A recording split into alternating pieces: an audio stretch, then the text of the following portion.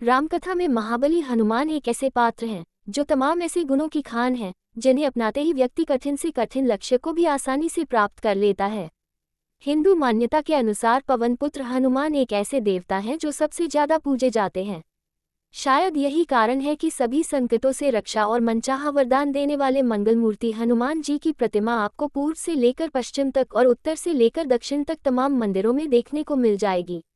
सनातन परंपरा में हनुमान जी को बल, बुद्धि और विद्या का देवता माना गया है। यही कारण है कि हर आम और खास के साथ एक पढ़ने लिखने वाले छात्र के भी हनुमान सबसे प्रिय देवता हैं। उनके गुण जीवन को बड़ी सीख देने वाले हैं। आइए आज राम भक्त हनुमान के सद्गुणों के बारे में विस्तार से जानते हैं, जिसे अपनाते ही व्यक्ति को जीवन में मनचाही सफलता मिलती है। पहला, उदार व्यक्तित्व। महाबली हनुमान जी तमाम शक्तियों के स्वामी होने के बाद भी बहुत ही उदार मन के स्वामी थे।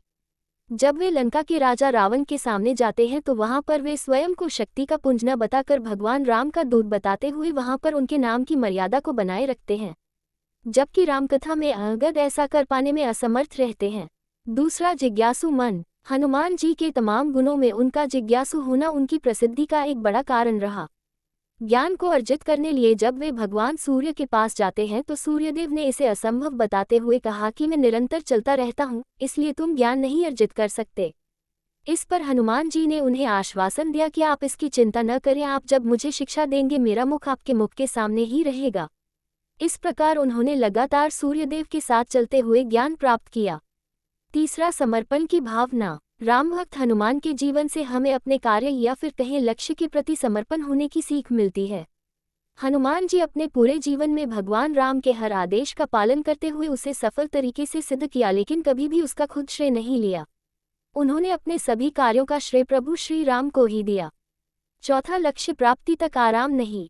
हनुमान जी के जीवन से हमें सीख मिलती है कि जीवन से जुड़ा लक्ष्य जब तक प्राप्त न हो जाए हमें निरंतर परिश्रम और प्रयास करते रहना चाहिए। बिल्कुल वैसे ही जैसे हनुमान जी जब माता सीता की खोज में लंका जा रहे होते हैं और मेनाक पर्वत पर आराम करने का आग्रह करता है, लेकिन वे मना कर देते हैं।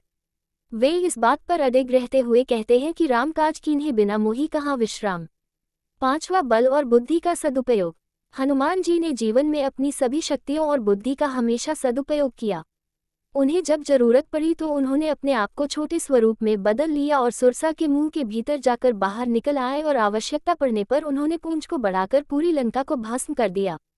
ऐसे में हमें बजरंगी के इस गुण को अपनाते हुए अपनी बल और बुद्धि का हमेशा सदुपयोग करना चाहिए।